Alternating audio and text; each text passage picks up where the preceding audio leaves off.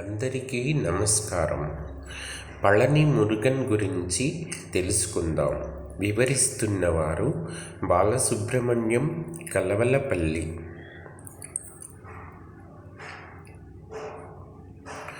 సుబ్రహ్మణ్యేశ్వరుని 6 దివ్య క్షేత్రాలలో ఒకటి పళని. తమిళనాడులోని దిండిగల్ జిల్లాలోని ఈ పుణ్యస్థలిని సందర్శించేందుకు భక్తులు తండోపతండాలుగా తరలి వస్తుంటారు. ఇక్కడ స్కంద షష్ఠి ఉత్సవాలలో భాగంగా కావడి పండుగ కన్నుల పండుగగా జరుగుతుంది. అందులో పాల్గొన్న వాళ్ళకి సంతాన ప్రాప్తి కలుగుతుంది అనేది భక్తుల విశ్వాసం.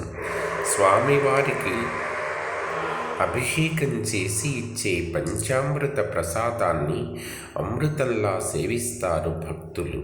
నిరవధికంగా 16 గంటల పాటు తెరచి ఉంచడం ఈ ఆలయ ప్రత్యేకత. తైపూసం, వైకాసి, అగ్ని నక్షత్రం ఇలా రకరకాల ఉత్సవాలను ఇక్కడ ఘనంగా నిర్వహిస్తారు.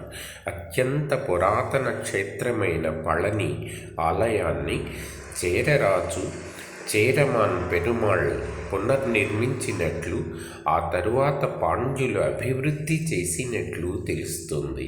నిజానికి విగ్రహం క్రీస్తు పూర్వం 3000 సంవత్సరాల నాటిదని, చాలా కాలం నిర్లక్ష్యానికి గురైందని చేరమాన్ ఈ ప్రాంతాన్ని గెలిచి ఇక్కడకు వచ్చినప్పుడు స్వామి కలలో కనిపించి పునఃప్రతిష్ఠించమని కోరడంతో విగ్రహాన్ని వెతికి గుడి కట్టించినట్లు చెప్తారు.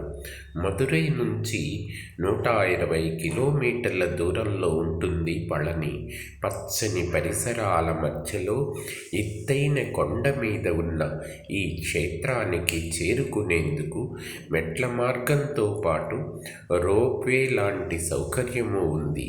గర్భగుడిలోని స్వామి 10 ఏళ్ల బాలుడిగా చేతిలో దండం పట్టుకొని కౌపీనధారిగా దర్శనమిస్తాడు.